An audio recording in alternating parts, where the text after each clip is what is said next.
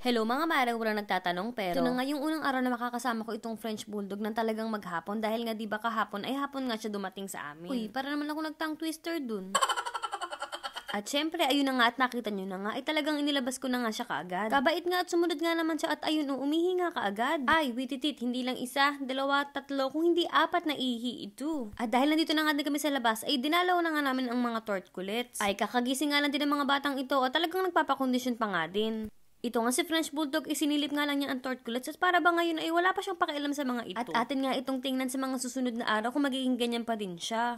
Ay, ewan ko ba dito ha, pagpasok nga ng bahay, ay umihi nga siya dito sa sapi ng kanyang inuminan. Ay, pagkagaling-galing, ay kita nyo ay kahirap naman pagalitan ng ganitong kukit na bata. At kita nyo nga, pagkaihi nga din ay ayun, balik tulog nga siya at inaantok pa nga daw siya. Nung nagising nga siya ulit ay naisipan ko ang timbangin at kilikot-likot, nasa 21 o 22 pounds siya. At dahil mukhang gising na nga din talaga ang kanyang diwa, ito nga at papakainin ko na nga siya ng kanyang unang meal.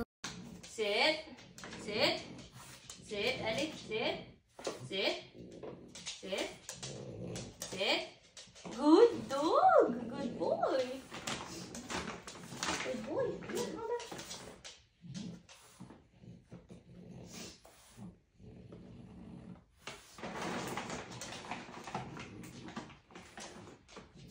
Sit.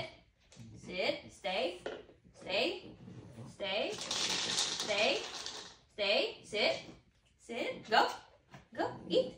Go. Go na eat. Here. Go eat. Go eat.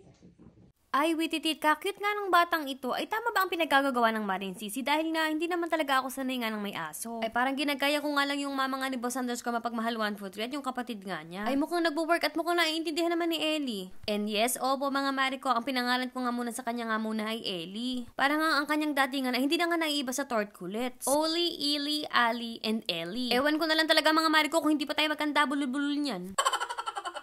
At ganun pa din si Ellie, parang katulad nung kahapon, ay hindi niya talagang tinatapos ang pagkain ng isang upuan lang. Yan, ganyan siya mga mare, hihinto siya, pupunta siya sa akin, o kaya ay pupunta nga dun sa higaan niya. Pagkatapos pamaya-maya ay babalik nga. Ay, ayun, iinom, kakain, ganun-ganon. Kailangan ko na nga maghilamos at mag-toothbrush nga sa taas at itong batang ito ay para bang gustong sumunod. Feel ko mga mare ko ay hindi naman niya kayang umakyat. Alam ko ay bawal nga sa mga French Bulldog iyon. Oh my God, Ellie! Oh no, oh no, oh no! Ay, Diyos ko, mga mare, ako nga ay medyo kinabahan. Baka nga malaglag ang bata at hindi ko na ngayon uulitin na talagang hahayaan ko siyang umakyat. Pero ito nga, at sinubukan ko nga kung sanay ba siyang bumaba, ay hindi siya sanay bumaba, mga mare ko, kahit anong tawag ang gawin mo. Jump! Uy, good dog! Jump! Jump! What? Ellie, jump!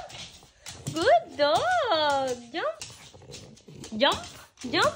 Good dog, Ellie! Jump! Ay, B, may lahi ata itong grasshopper.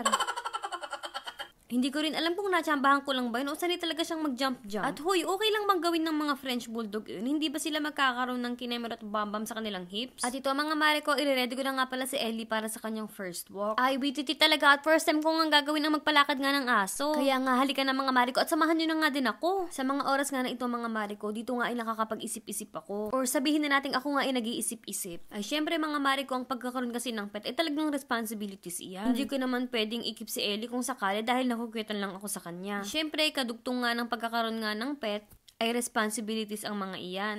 Ay syempre, kailangan mong gugulan niya ng oras. Syempre, lalo na ang pagmamahal. At syempre din, ay may gastos din ang mga iyan. Kaya dito nga talaga mga mare ko, ay titimbangin ko nga kung kaya ko na nga din ba talagang maging nanay ng isang aso. Pero to be honest, mga mare ko, ay dati ko pa talaga gustong mag-alaga nga ng asong maliit. At ang palagi nga namin dinadahilan nga ni Boss Underscore mapagmahal 143, ay wala nga kaming oras dahil nga busy kaming dalawa. At ang isa pa mga mare ko, ay aminado naman ako na may pagka-ma-arty ang Maring Sisi. Ay mare, wait ko sure kung kaya ko bang magdampot ng pupo. Oo, kahit na naka-plastic, ay parang hindi ko feel yung mararamdaman ko sa mga kamay ko na ay kalambot or katigas ng huy. Ay, saka nga yung amoy din, mare.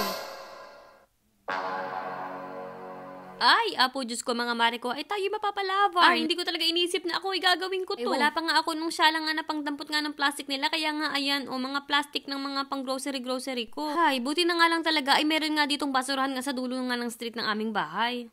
Handa rin naman ang Maring Sisi at may baon pa nga akong wipes at syempre ayan o, pinupunasan ko nga yung kanyang wet po at kabait nga ng batang ito. Ay mga mare, hindi siya nanlalaban. Parang sanay na sanay din talaga siya oh. At dahil good boy nga si Ellie, ito nga at binigyan ko nga ng treats. At ayun nga mga Mariko, ay balik walking-walking na nga kaming dalawa. Ay hindi yan nakaspeed mga Mariko, ay medyo kabilis nga din niya oh. At sa totoo lang din mga Mariko, ay 2 beses siyang nagpupo. Kaya dapat din pala kapag ilalabas ko siya at napupo nga siya ng uno, ay wag ko nga munang pupunasan ang kanyang wet po. At ito mga Mariko, nakauwi na nga pala kami ni Ellie. At ayun, nag-inat-inat pa nga ang bata. No. Stay, Ellie. Stay. Good dog. Ayan. Stay, Ellie. I'm gonna get your food here. Good dog. Stay. No. No. No. Stop. Ellie. Ay, Diyos ko. Pariusip.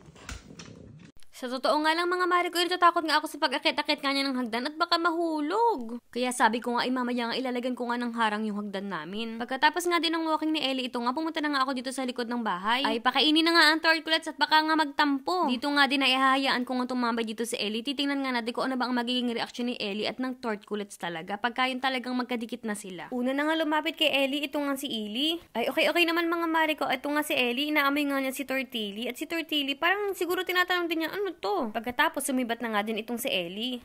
Hindi nga daw magpapatalo itong si Tortolet. Susubukan nga daw niyang habulin si Ellie. Pero huy, wititid, di umabot. Kaya nga ito at sa foodang na nga lang daw siya didiretso. At ay, pagkagaling-galing.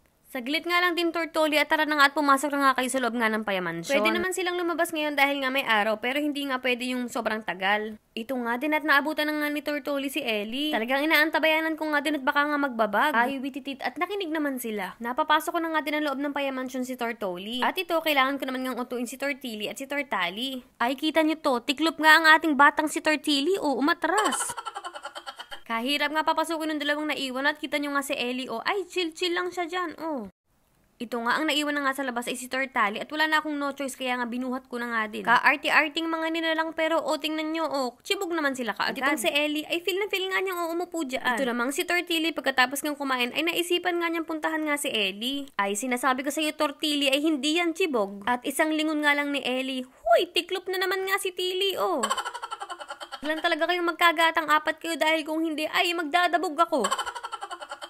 Habang inaasikaso ko pa nga ang tortulets, ay kita nyo nga si Ellie, talagang parang tinitingnan lang niya ako, ay napakabait ng batang ito, nakakatuwa. Sa sobrang chill nga lang din ni Ellie dyan, ay naku, ayaw na nga umalis, ay isasarado ko na nga kako ang pinto, ay butit nakinig din. At ito na nga din ang problema mga mare, ay ayaw ba kong sundin mga mare ko na pumasok na nga kami sa loob para bang sinasabi niya na, uy, buksan mo pa yung pinto. Kaya nga, ito na nga, talo na nga ang maring sisi at bubuksan na nga niya ang pintuan para nga sige na, magbabay ka na nga sa kanila at papasok ka na kamo. At ang magaling nga na Ellie ay talagang humihirit pa nga na saglit pa daw ay more time pa daw. At huy, Tortilli ay nagkanda, dulas ka na dyan. Talagang feel nga ni Ellie ang tortulets at talagang pumasok pa nga sa loob ng Payamansyon. Lumamig na nga din talaga ang sabi ko nga kay Ellie ay kailangan ko nang ipasok si Tortilli at magkakasakit yan pagka nasa labas at buti ay nakinig naman. Pero buhat daw pagpasok. Umakyat nga pala ako ng kwarto namin at ito nga nilagyan ko na nga ng mga abubot dyan ng mga harang-harang parang hindi nga muna siya makaakyat. Ako nga ay nagpaalam na nga din kay Ellie, sabi ko nga ilalabas nga ako kasi bibili nga ako ng mga gamit niya.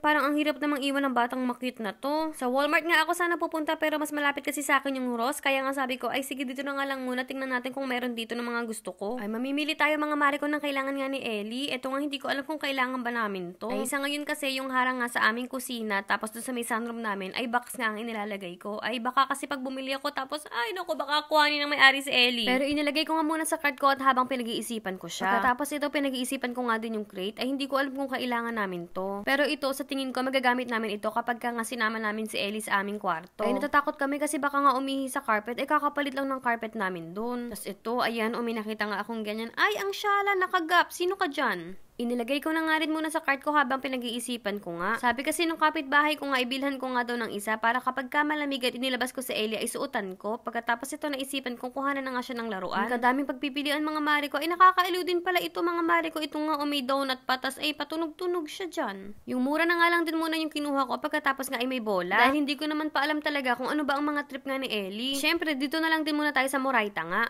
Ay, ito nga mga mare ko, ay kamura lang nito at talagang kailangan ko to mga mare ko. Ayun at 3 $3.99 nga lang siya. Kaya ayan nga, at ikuha nga natin si Ellie ng isa. Medyo nahihirapan nga din akong pumili ng kanyang kama, pero ito parang gusto ko to para sa kanya, parang tama lang ang laki niya. Siyempre, ang mabait nga na Ellie ay bibilin ko nga din pala ng bowl. Siyempre, dalawa yung bibilin ko at ayan. Kuha ko na nga din pala yung bed na parang nga kay Ellie, ayun yung napili ko. May nakita nga din akong ibang option ng mat, parang ito nga nagbabago ang isip ko, ay parang mas madali kasing punasan nga itong gray, kaya nga sabi ko, ay sige, ito na nga lang na gray ang kukuhanin ko. Alam kong si Ellie ba ay na-train nga sa mga ganitong pads, kaya nga sabi ko, ay sige, kumuha na nga ako ng isa niyan. At syempre, ito mga mare ko, ay alam kong kailangan ko talaga itong mahiwagang plastic nga na ito. Sa US, kapag ka ang pet mo ay napupo nga sa labas, ay obligasyon mo talagang damputin yun. Nagbago nga din pala yung isip ko na kuhanin nga itong pet gate, kaya nga ito iiwan ko na nga muna sa gilid. Akin nga muna nga ayusin yung mga confirm nga na bibilin ko para kay Ellie. Ipan ko na nga din na sige na nga, kukuhanin ko na nga itong dog crate, ay hindi ko muna i-open para just in case na hindi ko naman siya kailangan, ay i-return ko na nga lang sa store. Meron nga ilan sa mga kumari ko na gumamit nga daw ako ng coconut oil sa panglinis nga ng tela ni Ellie, kaya nga ito, buti may nakita ako, kaso nga, ay pagkalaki-laki. Ay, wititit, buti na lang din mga mare ko, ay nakakita nga ako ng maliit, ay syempre ay mas mura, oh. Ay, pagkagaling-galing talaga Ellie, ako nga talaga ay napagastos nga, oh. Binalik ko nga din pala yung gap nga na damit ni Ellie, ito nga yung naisipan kong kuhanin, ay dahil nga naka-clearance ito ng bonggang-bongga, sabi ko, ay dito nga muna. At bogs, ito nga mga mare ko, at nakauwi na nga pala ako. At ito, binibida ko na nga kay Ellie ang aking mga pinamili, at tingnan nga natin kung meron siyang pakialam. At ang Ellie nga ay, ayun nga, ay aamoy-amoy nga lang ng mga gamit na aking mga binibili, at ayun, medyo nilaro nga niya yung laruan na binili ko para sa kanya. At ito nga, ang cutie patuti, nung inilabas ko nga yung kama na binili ko para sa kanya, ay, uy, pumunta nga doon siya kaagad. Oh, ang cute-cute naman tingnan.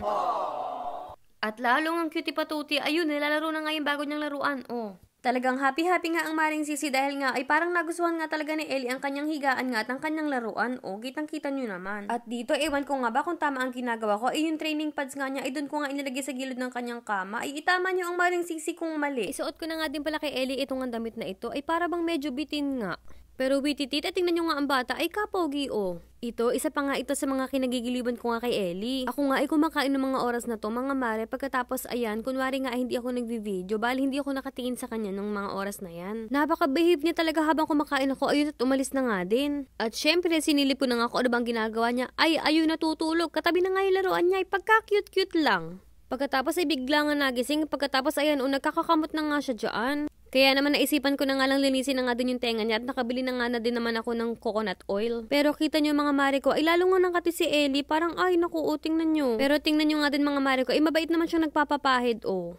At maya-maya nga, ay ganito na nga ang nangyari mga mare ko, ay parang bigla akong naawa kay Ellie, ay talagang kating-kati siya. Ay iniisip ko tuloy kung tama nga ba yung ginawa ko na pinahid ko yun, baka kasi mamaya ay may allergy reaction nga siya doon. Kawawa naman ang bebe. Can you see? Can you see? Clean. Good boy. Oh no, I'm so sorry. Okay.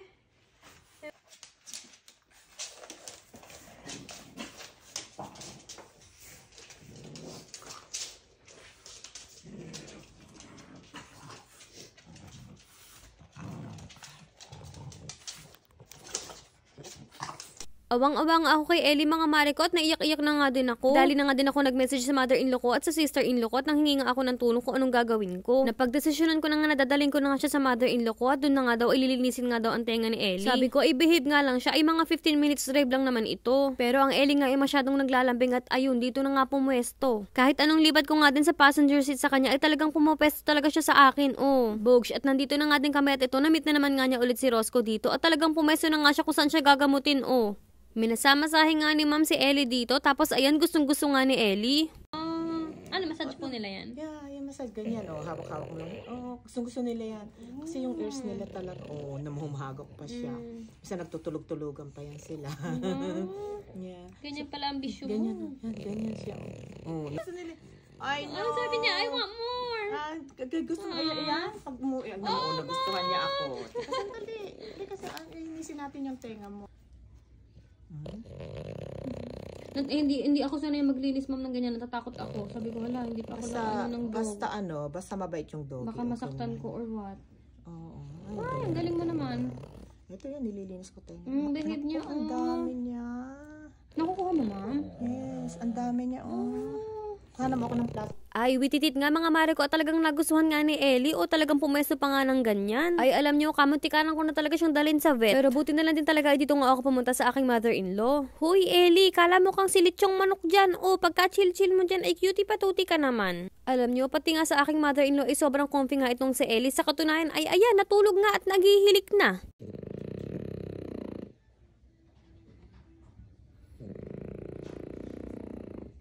Kita nyo nga si Ellie, nakahanap nga na naman ng bagong nanay. Ay dalaw na daw ang nanay niya at dito na nga lang daw muna siya. Ito nga at binigyan pa nga ako ng mother-in-law ko nitong lalagyanan nga ng plastic ngayon ng pandampot nga ng pupo nila. At dahil nga talagang malamig, ay nakakatuwa naman ang aking mother-in-law at talagang meron pa nga siyang pabigay na ganyan nga kay Ellie, oh.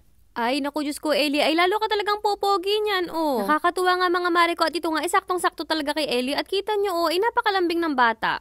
At ito mga mare ko, pauwi na nga pala kami sa bahay ni Ellie at syempre ay logto na naman siya. Pagka uwi nga namin ng bahay, ito nga dinner time na nga namin pero syempre inuna nga niya ang pag-inom. Ay favorite niya nga ata ang uminom at napakalakas niya talagang uminom, nakakatuwa. At pamaya-mayang konti nga lang mga mare ko, ay logto na naman nga ang bata. Kaya ay for the hilik na naman siya.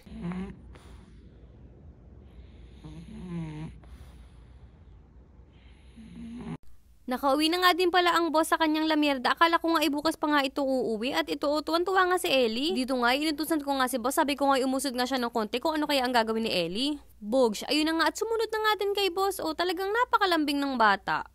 At yan lang muna for today's vlog mga mare ko. Thank you for watching and see you guys on our next one.